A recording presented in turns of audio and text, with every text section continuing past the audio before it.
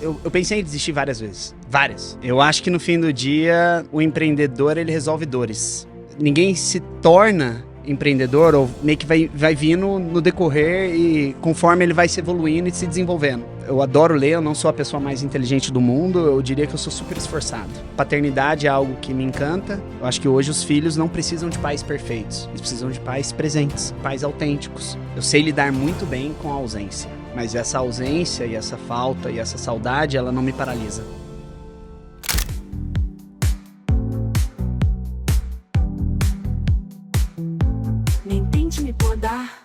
Olá, sejam muito bem-vindos a mais um episódio Nem Tente Me Podar podcast.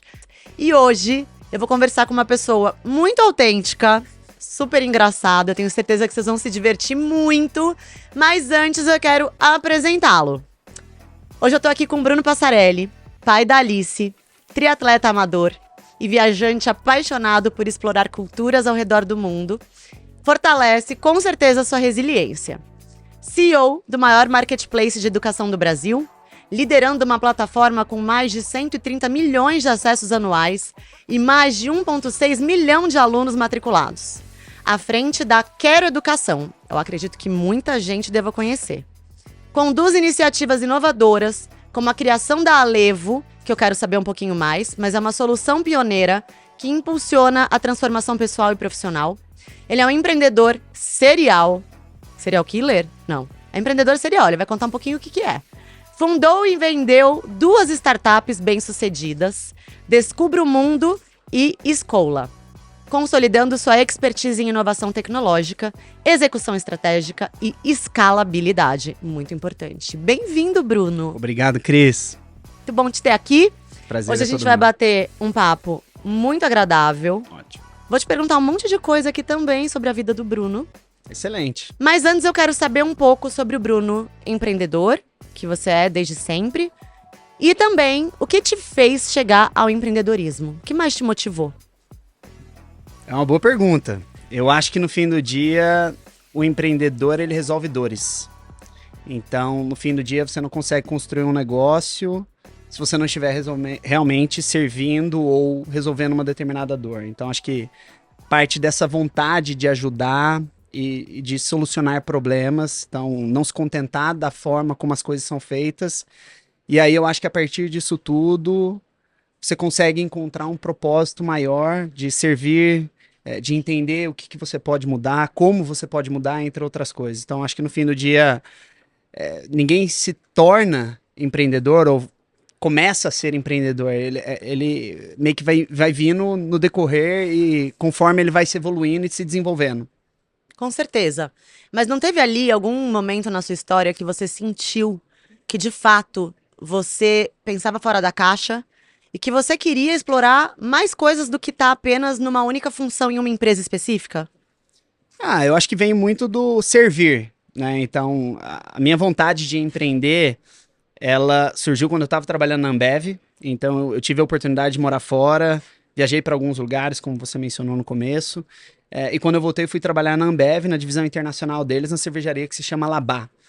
E era muito engraçado, porque toda a operação da Ambev naquela época, salvo a parte fabril, era centralizado no Brasil. Então eles tinham o centro de serviço compartilhado, e aí eles tinham toda a estrutura de logística, contas a pagar, receber, marketing, RH, gestão de pessoas e uma série de outras coisas, era aqui no Brasil. Então é como se o inglês fosse a língua oficial da empresa e era o idioma que estava presente no dia a dia.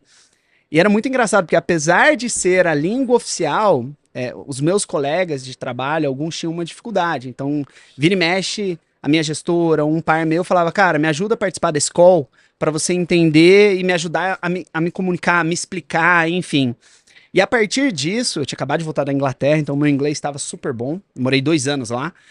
O pessoal falou, pô, eu preciso aprender a falar inglês igual você, o que eu faço? E eu tive o privilégio de fazer intercâmbio desde pequeno.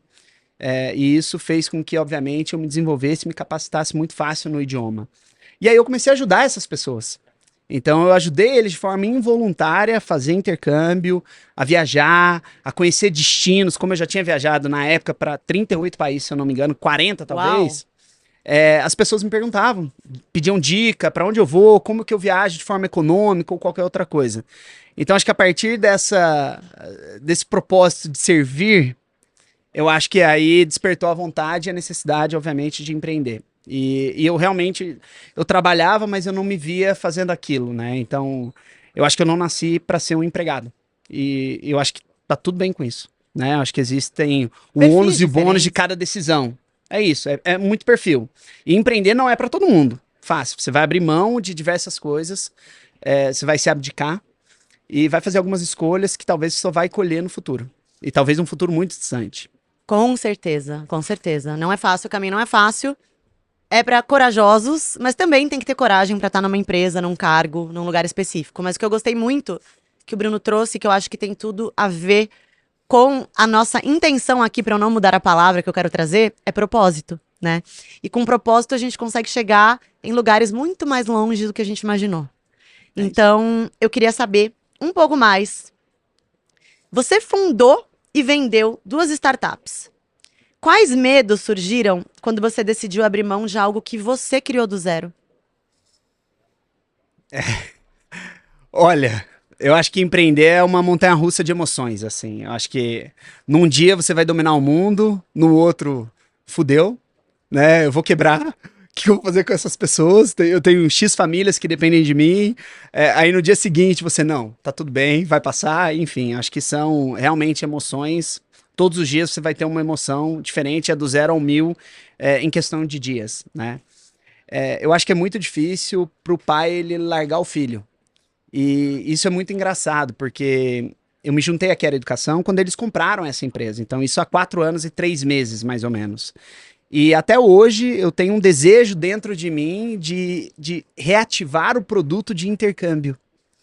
Mas talvez essa vontade ela não seja muito por uma oportunidade ou necessidade de mercado, seja por uma vontade de satisfazer o meu desejo que lá atrás, em partes, ele foi interrompido. E aí, no fim do dia, você abre mão das suas decisões, você abre mão do ego, vaidade, por um bem maior. Então, hoje, eu estou numa empresa onde temos aproximadamente 300 colaboradores, e esse não é o melhor momento para a gente investir novamente em intercâmbio. Por mais que eu queira fazer isso, não é o planejamento estratégico, pelo menos no curto e no médio prazo, para a empresa e para nós. Então, é difícil você falar que você vai abrir mão do filho, né, de forma informal, mas, pô, é aquilo que você construiu. Eu dediquei praticamente 12, 13 anos da minha vida a construir isso. E aí veio a pandemia que interrompeu um sonho. E o filho de verdade, né? Falando pai, filho real, a gente não abre mão nunca, né? Mas quando a gente fala de um filho de negócios, É isso. muitas vezes a gente precisa captar outras oportunidades. E você falou que esse filho ficou um pouco ali de lado, por um lado, bem isso, mas por outro, você acabou ganhando um super filho, que é um bebê, mas que tem potencial de Tasmania. E eu quero saber sobre esse filho que se chama Alevo.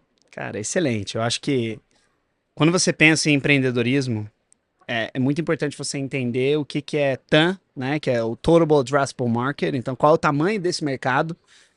Isso é muito importante, porque você ter 10% de um mercado ou 1% de um mercado bilionário, muito grande, é uma coisa. Você ter 80% de um mercado pequeno é outra coisa. E depende da sua ambição e do seu propósito, né? Quando eu me juntei à Quero, foi um movimento meio que natural. Eu abri mão do curto prazo e do sonho que eu havia construído e dedicado ao longo desses 12 anos junto com meu irmão. E era um TAM de aproximadamente 2 bilhões de reais, né? Então, é um mercado, pô, expressivo, estamos falando de 10 bi de reais. Pô, super legal. Crescia 20, 30% ano contra ano. Agora, quando você olha para a Quero Educação, a gente está falando de um mercado endereçável, e aí, de novo, o TAM, e por isso a importância desse TAM, um mercado endereçável de aproximadamente 65 bilhões de reais. Então, é um mercado muito mais expressivo. E por que isso tudo é relevante? Né? Porque hoje a Quero Educação ela já tem uma participação muito relevante dentro desse mercado, aproximadamente 10% de todo o volume de alunos que ingressam no ensino superior vem através de uma das nossas plataformas. Então a gente tem uma baita relevância. Mas eu tenho uma dificuldade muito grande de capturar valor além do transacional. Eu sou uma plataforma puramente transacional. Eu sou um marketplace, mas não sou um marketplace de recorrência, né? E aí surge a Alevo. A Alevo, ela vem com esse objetivo de ajudar a Quero a... Só antes disso, o que é Alevo? A Alevo é um um short para all evolution, né? Então, é uma evolução para todos. A ideia da Alevo é basicamente a gente entender o momento, objetivo de vida e conectar essa pessoa a experts, empresas e comunidades que trazem uma transformação real nos 3 pilares que sustentam uma vida próspera, que é o mercado de wealth, health e relationship. Na prática, a gente está falando do mercado de relacionamento, desenvolvimento, estamos falando também da parte de saúde, bem-estar e também a parte de finanças. Na nossa visão, esse é o mercado que sustenta uma vida próspera. E a partir disso, o nosso objetivo é realmente transformar vidas utilizando a educação como meio e não mais como fim. Então, agora olhando do ponto de vista de estratégia, a gente está falando o seguinte, pô, eu deixei de olhar para um mercado endereçável de aproximadamente 65 bilhões de reais e eu passei a olhar para um TAM, olhando puramente educação, que é o regulado com o não regulado, de aproximadamente 160 bilhões. Isso quer dizer que se eu tiver 1% desse mercado, eu tenho uma relevância muito maior do que propriamente ter 10% de market share do mercado que eu estou hoje. Incrível, então, né? É incrível. Ou seja, uma baita oportunidade e que é muito legal de ver seus olhos brilhando com esse projeto. Algo que eu vejo você conversando, galgando isso dia após dia, então é muito legal. Eu acho que é muito importante.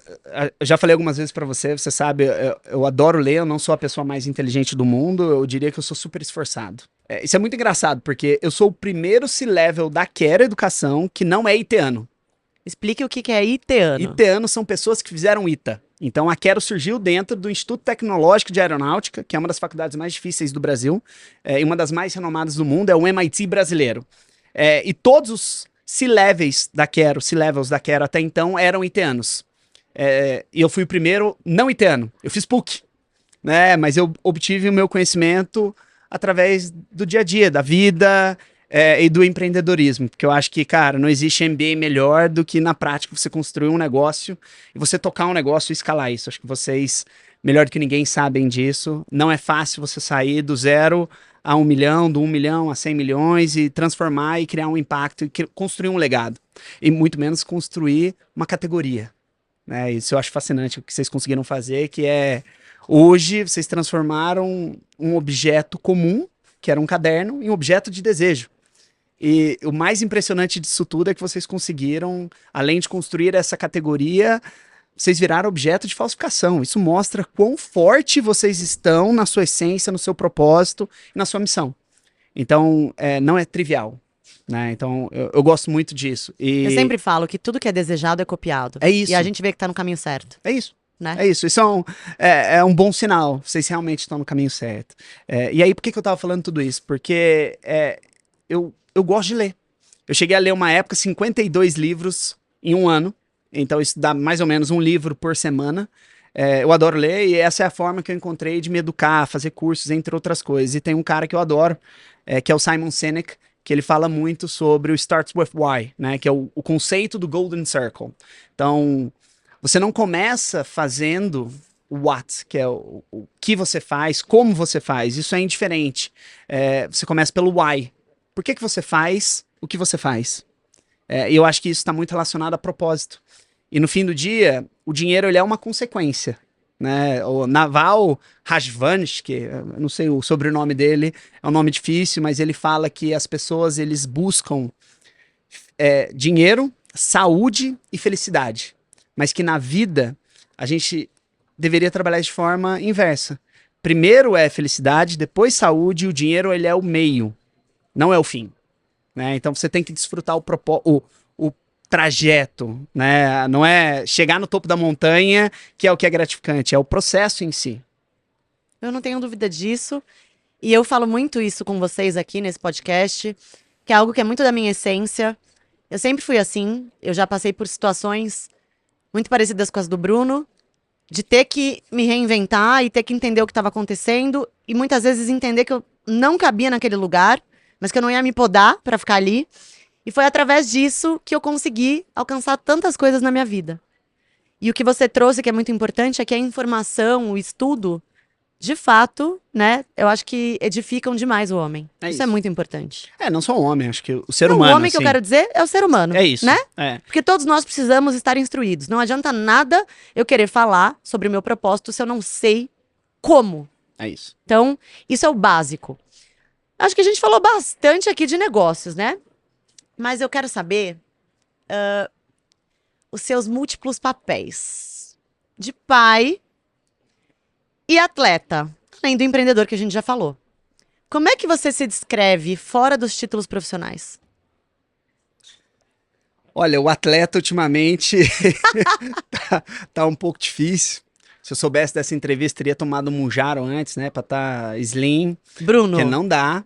Mas é difícil conciliar e ter tudo, né? Então, no fim do dia, eu acho que são algumas escolhas, a gente acaba abrindo mão. Hoje eu me vejo muito mais como um tripateta do que propriamente um triatleta. Eu sou ruim nas 3 modalidades.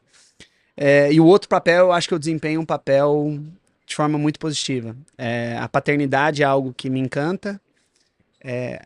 A minha filha, ela é maravilhosa e mesmo vivendo em mundos completamente distintos, que ela tem a família da mamãe, ela tem a família do papai, são valores e crenças completamente distintas e ela navega muito bem entre esses 2 mundos.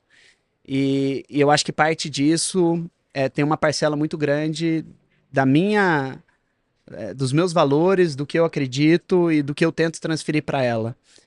E isso, na maioria das vezes, pode ser parecido com o que a família da mãe acredita, mas pode ser que não. E tudo bem.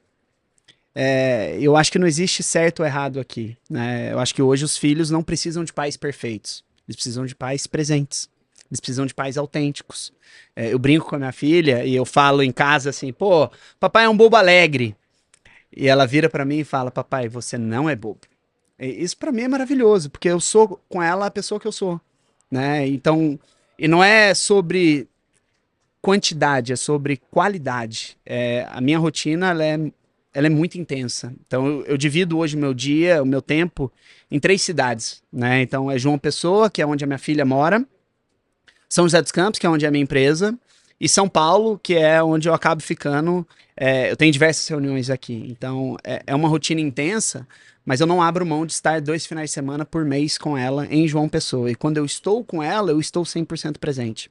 Eu acho que isso faz toda a diferença. Então, de novo, não é sobre pais perfeitos. Ela sabe que eu sou um pai vulnerável, eu fico emocionado. Ela entende que o tempo que a gente tem é escasso, então a gente aproveita. Ela não sim. joga, ela não fica nas telas, a gente realmente se diverte. É intenso. Então, não é sobre a quantidade, muito mais a qualidade. Eu tô aprendendo muito com vocês, que são pais.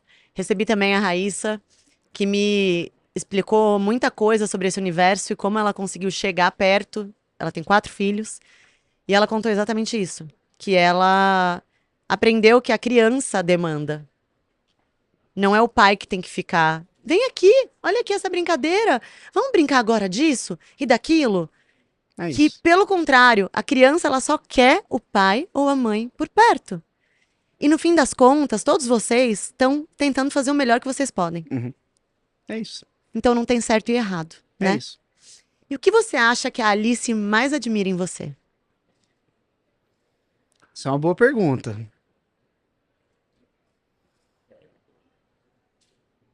Não tem uma resposta. Eu não sei. De verdade. No seu coração, o que você sente que a Alice mais admira no papai? Eu acho que ela sente o esforço que eu faço por ela. Ela sabe isso. Com Ela sabe que todas... não é fácil. Isso é muito forte. Muito. Me conta um momento específico que você passou com a Alice e que foi muito especial. A primeira vez que ela. Isso é muito engraçado. A primeira vez que ela visitou minha casa, ela tinha 3 anos de idade. Que até então eu visitava ela na casa da mãe. E nesse momento que ela foi me visitar, foi o momento em que a mãe foi entregar um ovo de Páscoa pra gente. E foi uma época que eu ainda não era o CEO da Quero, eu já estava na Quero. E eu dividi o meu tempo entre 30 dias em João Pessoa, 30 dias em São José dos Campos. E eu tava construindo a minha vida, porque empreender não é fácil. Eu abri mão do curto prazo e do médio pro longo prazo. O longo prazo nunca veio, né? Nessas 2 empresas que eu tive. Isso é um papo, acho que para um outro painel, um outro bate-papo, enfim, mas não foi fácil. E, e nesse momento, os meus pais estavam morando comigo em João Pessoa. Então eu levei eles para estar perto também da minha filha. E, e eu tive mudado lá pós-pandemia. Então eu fiquei 8 meses sem ver a Alice. A gente estava no meio de um caos, a gente pivotou a empresa, então a gente construiu dentro, ao longo da pandemia, a gente criou o Escola. E, e aí eu me vi longe da minha filha, vi perdido, os negócios dando tudo errado.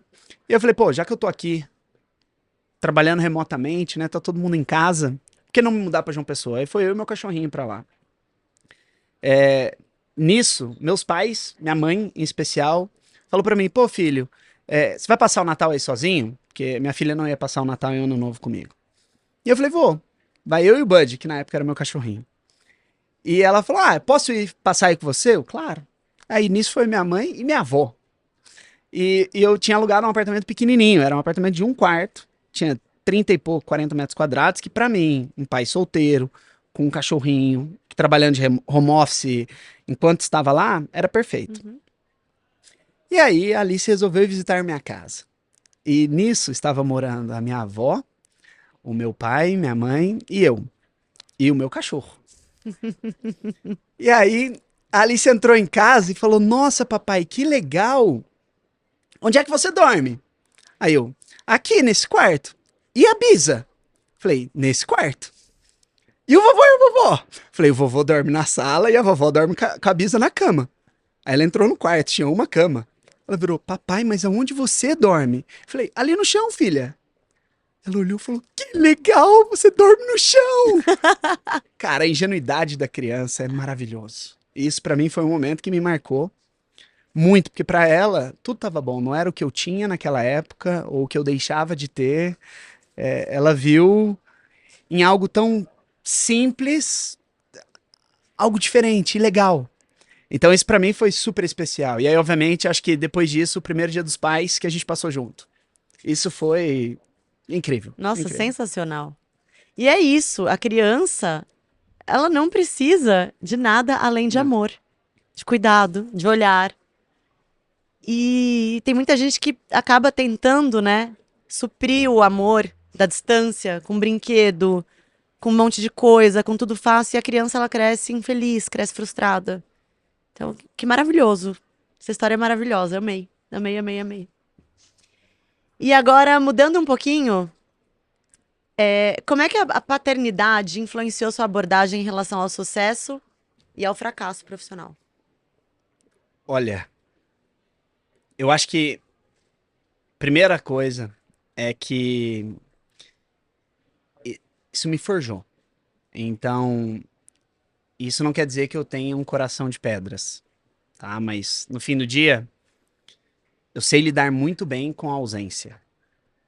Eu sinto falta demais da minha filha, mas essa ausência e essa falta e essa saudade, ela não me paralisa. Eu escolhi estar aqui hoje em São José dos Campos ou em São Paulo para que eu pudesse estar mais próximo dela ou proporcionar o que tem de melhor para ela. É uma escolha que eu fiz e eu sei das consequências disso. E, e no fim do dia, eu acho que isso me tornou muito mais forte, porque se eu consigo lidar com a ausência da paternidade, a ausência que eu digo a saudade, o dia a dia com a minha filha, eu consigo lidar com qualquer coisa, né? Agora, outro ponto que me trouxe é que nem sempre as coisas vão sair conforme a gente espera. E tudo acontece no tempo de Deus ou na hora que é para acontecer. Eu entrei na Quero há 4 anos e pouco atrás, mas já com uma vontade muito grande de me tornar CEO da empresa. Isso levou 4 anos e alguns meses para que eu me tornasse. 3 anos e pouco, vai. A mesma coisa, eu espero a minha paternidade para que eu possa viajar com a minha filha. Isso pode parecer algo trivial para algumas pessoas, tá? Dormir junto com ela, entre outras coisas, mas eu sei que tudo no tempo certo. Sem Então isso dúvida. me ajudou a me forjar. Eu acho que se hoje eu consigo fazer tudo o que eu faço é muito em função do que eu vivi e do que ela me proporcionou. Eu quero saber o que que o Bruno, lá de trás, Bruno de 10 aninhos, tava ainda tentando entender, já com essa cabeça acelerada, com um monte de sonho, né? Com o olho brilhando. O que ele diria pro Bruno de hoje? Cara, você vai atingir seus sonhos, mas você precisa ter a paciência. Eu pensei em desistir várias vezes. Várias. De novo, é o que eu falei, é uma montanha-russa de emoção. Quando você pensa em empreendedorismo. E aqui eu não consigo desassociar o empreendedorismo com a minha paternidade, porque no fim do dia eu acho que nós somos um só. Não existe PJ e PF. É um só. E as coisas não aconteceram com a velocidade que eu gostaria que elas tivessem acontecido. Mas eu sei que elas vão acontecer. E aí, no fim do dia, tem um escritor, e aí, de novo, a menção de um livro, que é o que eu gosto muito, é o Joseph Murphy, é O Poder do Subconsciente. Para quem não leu, leia, porque é um livro incrível. Ele mudou a minha vida, mudou a vida dos meus sócios, e vai mudar a vida de outras pessoas, porque eu sempre que posso, eu dou esse livro de presente. Ele faz que você é o resultado daquilo que você se imagina, e mentalize, sonha.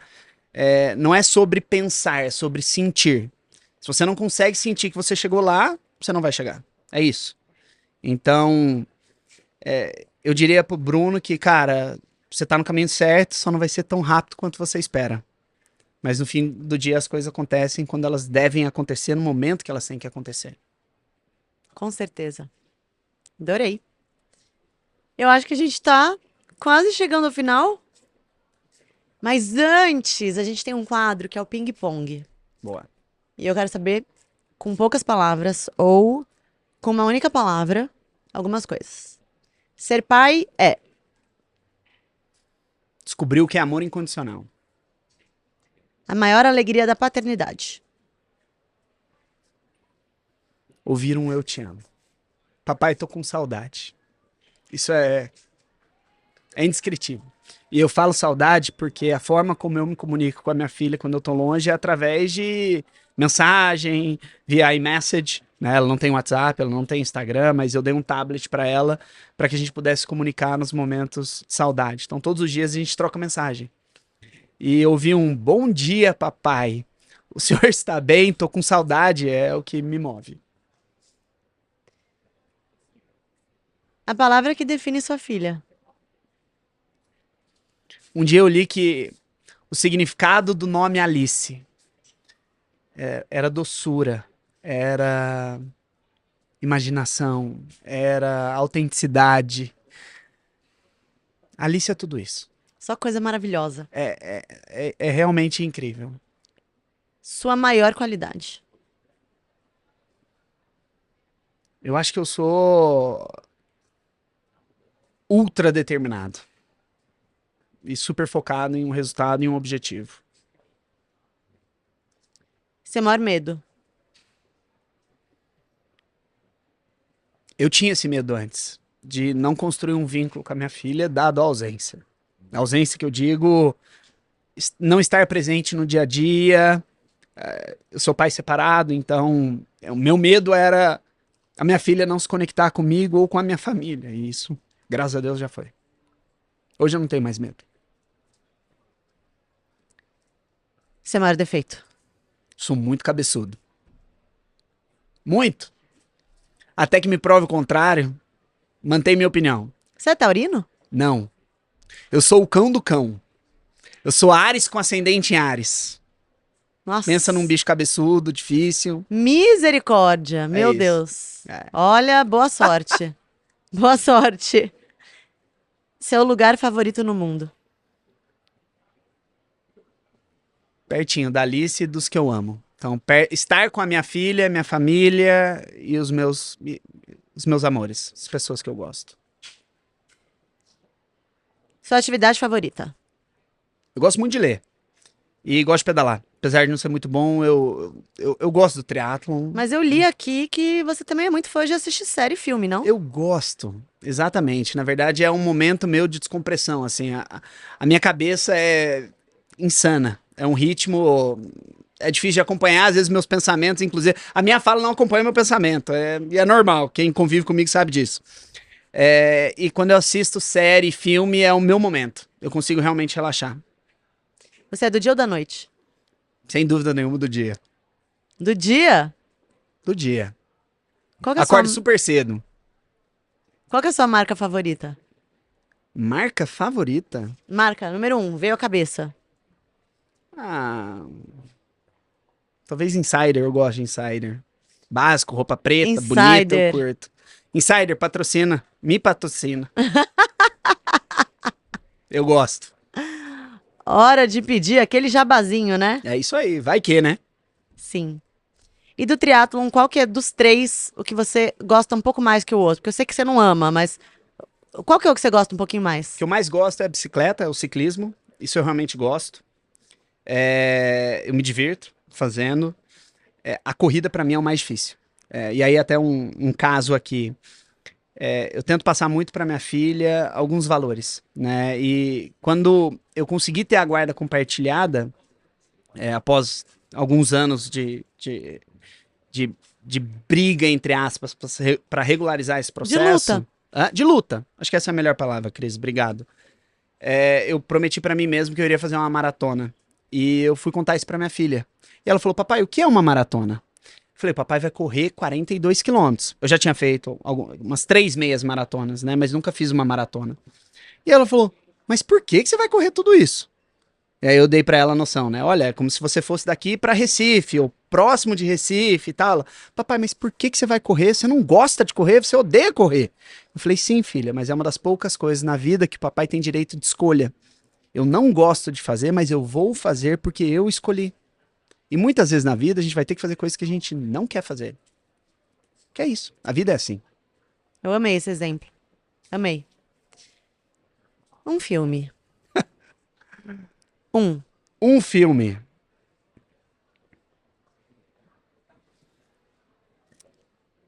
Shawshank Redemption. Eu não sei o nome em português, mas acho que é. Abracadabra. Não é A Espera de um Milagre, talvez? Não sei se é esse, mas esse é um outro filme. A Muito Espera de um bom. Milagre é maravilhoso. Mas eu acho que eu não sei. Shawshank Redemption. Na hora de Depois a gente fazer vai aí, colocar depois aqui. procurem Depois a aí e gente coloquem coloca. que é um baita filme. É maravilhoso. E um livro que não foi citado aqui. Um livro que não foi citado aqui. Acho que Mindset. Eu gosto bom. muito de Mindset da Carol Dweck. É um livro que fala muito sobre a forma de você pensar e ver suas características, entre outras coisas. E ele fala sobre um mindset fixo e de crescimento. Se você entende que você não tem a capacidade de mudar, você já fracassou. Então, é um livro que me marcou bastante. Muito bom. Quais são as mulheres que você mais admira no mundo? Que aqui a gente fala bastante com mulheres. Então, quais são? Vou começar pelas famosas. Tá bom. Sheryl Sandberg, acho que é uma baita executiva. Acho que é uma super profissional.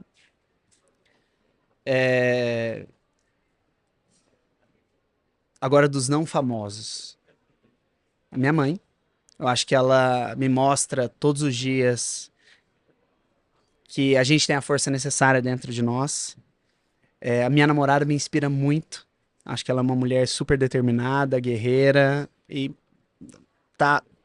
ainda não atingiu o que ela quer, mas ela vai atingir e ela me inspira muito. Eu aprendo muito a ser uma pessoa melhor com ela. E a minha filha. A minha filha, ela me ensina que nem tudo é trabalho, que nem tudo é estresse, problema. Ela me ensina a realmente aproveitar a vida. A vida é maravilhosa. Ela é. A vida é incrível. E a gente tem que se lembrar todos os dias que a gente é só uma formiguinha no meio do nada. Sabe? Às vezes a gente fica problematizando muito, colocando muito foco em coisas que não nos levam a lugar nenhum.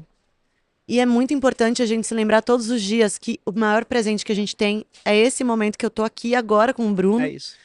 E que a gente não sabe o que vai acontecer depois. Então a gente tem que valorizar a nossa vida, a gente tem que valorizar estar com saúde, estar respirando, estar conseguindo, É isso. né? Olhar tudo que tem de mais maravilhoso aqui perto. Então, eu sou muito grata por poder ter esse espaço, por poder conversar com vocês e ter esse tipo de papo maravilhoso que eu tive com o Bruno agora, que eu tenho certeza que ensinou muito aí, vocês que estão nos assistindo. Bru, pergunta final. Se você pudesse plantar uma única ideia na mente das pessoas que nos ouvem hoje, qual seria essa ideia? Eu acho que você pode fazer o que você quiser.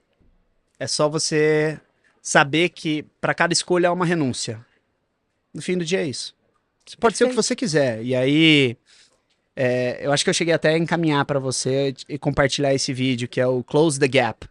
É um vídeo onde algumas meninas falam que em determinadas idades elas perdem a esperança de se tornar executivas, de tornar outras coisas, e aí faz uma comparação entre filho menino e filho mulher, que os pais têm X% mais probabilidade de fazer um Google. Meu filho é superdotado do que minha filha é superdotada. Então, eu acho que no fim do dia é isso. Acho que todo mundo pode ser o que quiser, contanto que ele faça as escolhas certas, entenda que ele vai ter que abrir mão de algumas coisas para obter outras. E você precisa sentir e se imaginar para conseguir realizar. É isso. Excelente. Bruno, muito obrigada. Obrigado você. Foi muito gostoso ter você aqui. Que bom. E quero aproveitar agora para dizer também que o Bruno ensinou muito pra gente sobre força, sobre se acolher, sobre se abraçar para conseguir dar o próximo passo. Porque não adianta nada a gente atropelar as coisas e não olhar para dentro, não se conhecer, não se entender para conseguir chegar onde a gente tem vontade. Porque a gente pode tudo. Então, muito, muito, muito obrigada por estarem comigo em mais um episódio do Nem Tente Me Podar. Eu com certeza vou estar sempre aqui com convidados especiais, escolhidos a dedo, para trazer a melhor informação para vocês. Não se esqueçam de se inscreverem no meu canal Nem Tente Me Podar e também de me seguir no Instagram por Cris Ribeiro. Um beijo, até o próximo. Nem tente me podar.